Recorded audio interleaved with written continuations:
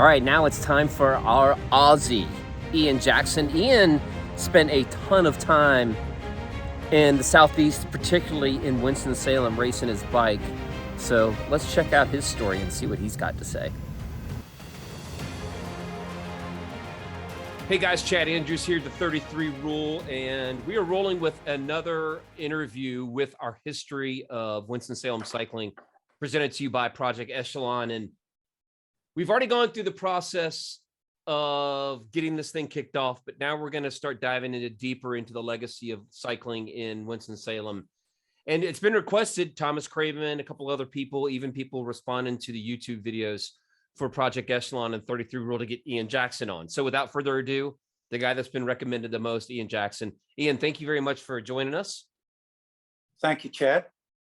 All right, so let's flash back a little bit. Why do you think that you have been highly recommended for us to interview for the history of Winston-Salem Cycling? My guess would be I was one of the early ones to participate in most of the races that Ken Putnam promoted in Winston. My first Winston event at Haynes Park was 1979. I know he had races before that, but I was in Australia in 77, 78. So if I recall, 79 would have been the first one. And I retired at the end of 84. So would have done every one amongst those years. Plus, they used to have the hill climb the day before, and then rally the day after. And I did both of it. We'd have the whole weekend. Now, if I remember correctly, you said you retired in 84? Correct, at the end of 84. Now, is that with 7-Up? No, 7-Up was a sponsorship that we had through Robin Morton and John Eustace, that we did the Midwest Super Week and it was called a milk race. And that was only for those races in July, August out in the Midwest. I was with Alpine Cycles in 79, 80, 81. I was with Panasonic Shimano. Oh, wow. And then 82, 83, 84 was with Mangoni. Oh, GS Mangoni. Yes, Fred's team. Yeah, that's a definitely flashback team right there. What are the most distinguished memories that you have of racing in Winston-Salem? Not only the riders, but there's been a trend here from Ken all the way through Eric Saunders, all the way through, through everybody that we've talked to. It's just, there's something special about Winston-Salem Cycling. What was so special to you about riding and racing and training there? Well, the most special is the people, really. Through Ken, Thorns and Perry were unbelievable. I mean, I stayed, as Thomas said, I stayed at the house for numerous years. Every year I came, they gave me my own bedroom. It was great. It was treated like a king. But just the people, the area is that time of year, which was early April, was really nice to ride, great weather. The events Ken put on, not only the Winston race, but he put on, I remember there was a stage race in Boone, and then the Biltmore race, of course. But just the connection of all the races, the promoters, especially Dale Brown and Ken, joining forces, and would have, like I said, they'd have the Hanging Rock hill climb, I believe it was Hanging Rock, on the Friday, Winston Saturday, Sunday was Raleigh. Then the next weekend, I believe, was like a Durham or Chapel Hill. And then we would usually finish off with Southern Pines, 100-mile road race, point to point, on the Saturday, followed by crit in Southern Pines or Raleigh the next day. It was a great 3 weekends of racing, all combined. And the promoters, looked after helped the riders with housing like Ken did. we would mainly stay in Winston because we liked it there for the whole 3 weeks, 2, 3 weeks. And then with Thomas getting into riding, he would show us all the roads and everything like that. It was a great time of year for us. You bring up Southern Pines, which for those of the people that are watching this video may not know the geography and topography and location of where Southern Pines is relative to Winston-Salem, but it's literally like an hour and a half. But it's a sneaky hard race because everybody thinks like, oh, we're going down south towards Fayetteville, it'll be nice and flat. No, Southern Pines was sneaky because it had all the bunch, they call it the sand hills for a reason, right? Correct. Yeah, it was nonstop rolling hills. And as you got the last 20 mile of the race, it was definitely a little bit, not more than rolling, but it definitely wore on you. I mean, I remember one year, Paul Pearson and Andy Weaver went from the gun, and we just thought, oh, they're crazy. I was lucky enough to have Paul on my team, and they stayed away the whole race, 100-mile, start to finish. It was point to point then. It was one big loop, which was unbelievably nice. You don't get that these days. No, not much anymore. Did you ever win Haynes Park? Yes. If I recall, more than once.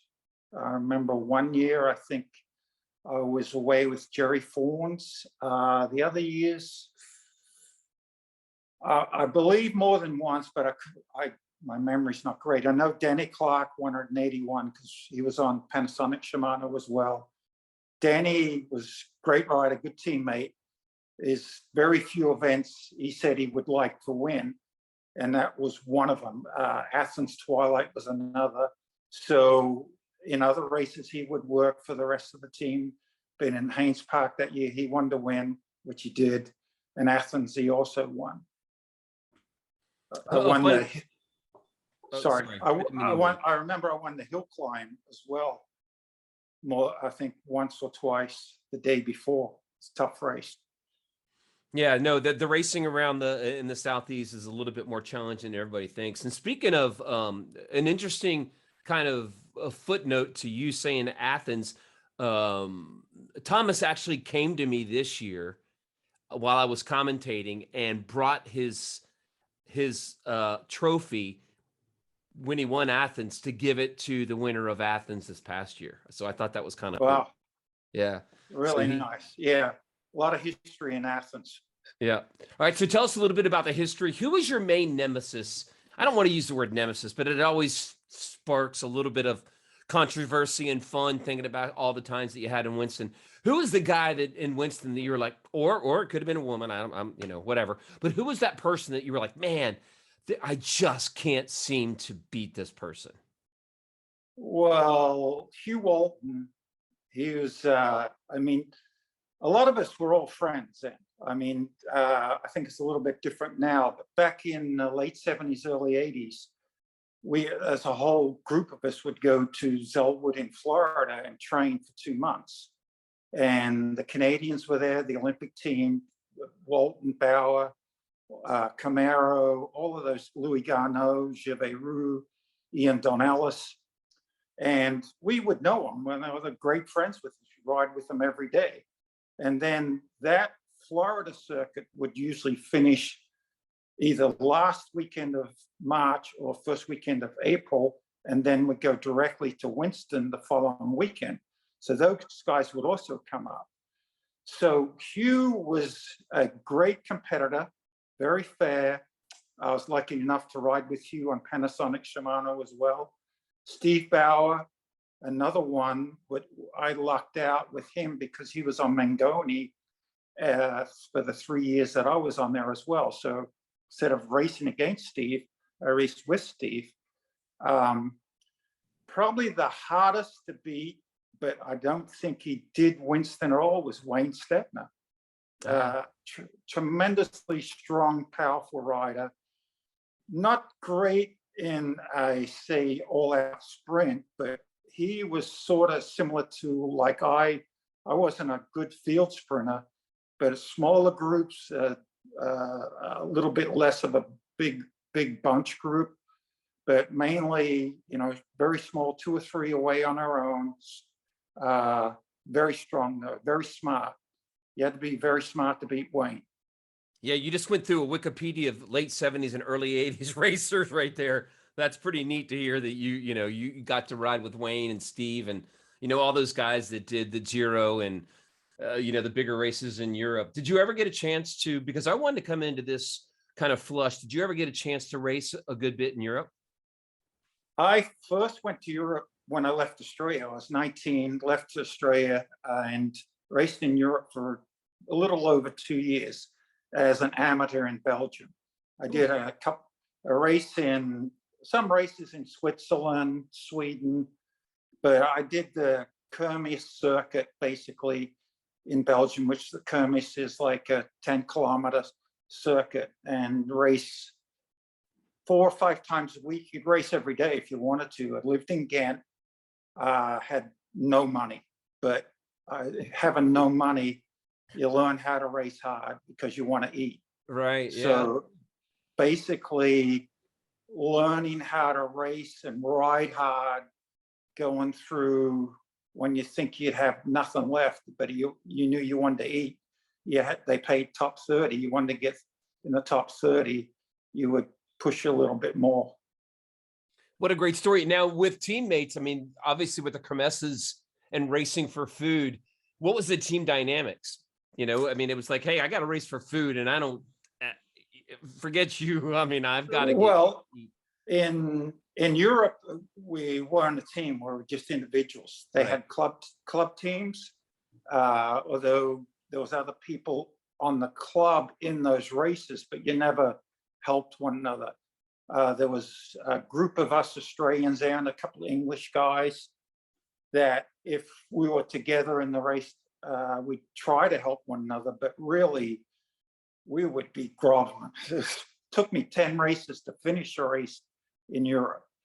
So I never got to win a race there. I got second a couple of times, but you would, the Dutch were very good. They'd come down and do the Belgium races.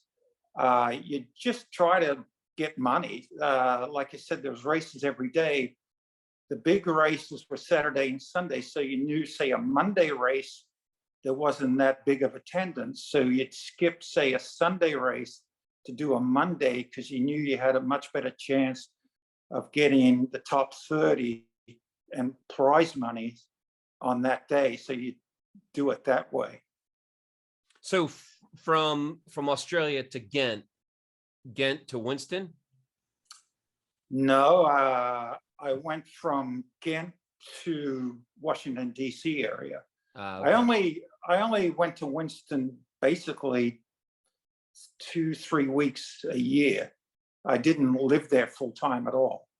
I had a friend in the Washington, D.C. area, and I went there straight from Europe. I didn't know really anyone else. I knew Roger Young, but he was sort of Midwest. And so I went to DC area, a local bike shop, Georgetown Cycle Sport, helped me out. They had a team, very young, inexperienced. Paul Pearson was a member of it, Ed Slaughter, Tom Pren.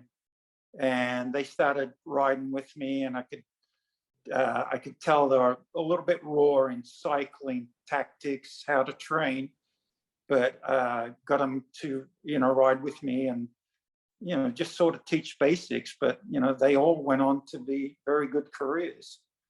Paul Pearson spent most of the time when we went to Winston and stayed with Thomas and Thorns and Perry. He was there as well. And the whole time, I mean, like I said, he won Tour de More, being away for 100 miles with Andy Weaver. And if you remember Andy Weaver, he was a motor. Yep, for sure. Tell us something that Thomas wouldn't tell us that you know about Thomas. Oh, Thomas was first a little brat. So he was or is. No, Thomas is a great guy now. I think he was only like 14 when I first met him, and I think he was into soccer and stuff, not so much cycling. That was the first year, but Thorns was very much into cycling. And so The next year when we come, Thomas's attitude had changed quite a bit. And the nice thing with Thomas getting into cycling, he even showed us more roads around Winston that we could ride on. Thomas, let's see, he's in a view, remember, he's saying he was told to ride 42.17. Well, I would have told him to ride 42.16 because that was my gear of choice to ride all the time to get the spin going. Thomas really doesn't have any deep, dark secrets. Thomas, upstanding guy, great manager when he managed the Hincapie team. I remember seeing him before a race, and he's talk to him was have fun. Just have, that was his main mantra to his riders, is to have fun, which is basically that's what you want. And with that attitude, he had a lot of success with them. When you came down and raced in the South, well, actually, technically, I guess it's really the North Carolina series back with Raleigh, Tortimore. Did you guys have fun racing? I mean, I know that you had to race for food and money and stuff, but did you? There are stories, back, because I'm 56, and I think about the stories about, riding around in a car racing for preems to get pizza so that we could have food and that kind of stuff. And you hear that pervasive throughout people that are in, our age bracket. Do you have any stories that you could share about racing in our, back in the Carolinas? Oh yeah. Probably Jeff Rudder and I could write a book about trips on the road. But when I came to the United States, it was a lot different than Belgium, whereas Belgium I'd ride to eat. Once I got to the United States, I was winning races and making more money. So it didn't come down to I had to race to eat. Fun was from start to finish. I enjoyed my cycling career nonstop. Traveling on the road with guys like Paul Pearson, Jeff Rudder, Ed Slaughter, Tom Pren, and Tom Schul was another one we traveled a lot with. We had fun from getting to the races. During the race, yeah, some races very hard, bad weather and all that, and you're thinking, this sucks, but you did it. And then as soon as you finished, it was fun again. Even as it got to more team orientated, you'd even, 7-Eleven started up. We would have fun with, once the race was finished, we'd go bowling with the 7 guys from 7-Eleven. I remember whitewater rafting with Alex Steeder and Eric Hayden out in Bend, Oregon, with Schuller and everyone, after the race. Everyone would intermingle and just have, fun together. It was like a whole circuit traveling to different races. So you got to know these guys, even though on the bike, they weren't, say, your teammates, they weren't your enemies where you want to do anything bad to them or make them try to lose a race. You'd race them fair and square and try to beat them, the best way possible, whether it's outsmart them or have better legs than them that day. What is it that you miss about not only racing at the elite and pro level, but, back racing, being nostalgic back in the Carolinas? Is there something that, like, keep in contact with everybody and you guys kind of reminisce, like, all us old guys do? Oh, do you remember that? I was under 42.16. I was spun out on the sprint. Do you still do that? We recall some races. I mean, Paul Pearson, Jeff Rudder, all of a sudden, we know for 40 years or so. We've lived those races many, many times. We enjoy talking to one another, seeing one another, even though we're spread apart. I think our day, late 70s, in the 80s, possibly even into the early 90s, was, a golden era of cycling, where the amount of races and just the camaraderie between the riders from different teams was so good. Even, a lot of us did the track racing at Trescottown as well. So that's where we were based, Paul Pearson and Ryder and myself, Ed Slaughter. And so in the summer, we'd be riding every day with one another. So I think it just seems these days, the teams that kept separate from one another, they just seem to have a bubble that they're not allowed to go outside of so much. One final question I have for you, and this one's an interesting one that you probably, you don't need a prep. It's going to be an immediate reaction. Should all crits be an hour and 45 minutes, or should they be an hour? Hour 45. Haynes Park was 100K. Athens. 50-mile. Athens was more than an hour, but it's an hour I've done it for 18 years, and it's been about an hour and 45 every year. Yeah, I think definitely more than in the hour. I mean, the hour is good for the crowds, but a lot, say, Athens crowd are pretty much normal now with cycling. It's a college town. But if you have an hour crit, it definitely favors, say, the sprinters. You get past the hour and a half, like hour 45, you start getting into more of say, crossover, a little bit in more endurance, which gives a bigger chance for riders that can, say, plan breakaways and so forth. Very interesting. Well, where do you live right now currently? St. Petersburg, Florida. Oh man, you're down right there. Nice place to retire for sure. Well, listen, I can't thank you enough, and the guys at Project Echelon. We're doing this whole kind of historical perspective, and it's just been fun, me being a Carolinian, to hear the stories that have been told that we know for so many years. And I certainly do appreciate it. Go outside and enjoy the sunshine, because we have none here. I was already out, rode 50 miles this morning. It's 75 here right now. So yeah, it's raining and 45 here. So you've got us beat. Yeah. Well, listen, again, thanks. I'll be passing this along, and I'll send you the video. If you'll hang on for just a second, I would appreciate it. But again, Ian Jackson joining us for Project Echelon for our Grand Fundo and our team launch March 18th and 19th. Ian, thank you so very much. Thank you, Chad. It's a pleasure. Oh, man. Talking about name dropping from the past. Stetna, Bauer, Ian. That was pretty cool. Even like some of the names that you guys probably have never even heard of. So that's pretty cool. Let's see who's up next in our 33 rule with Project Echelon. Coming up next, I think we're probably going to do either Pat Rains or a family, a duo. Let's see.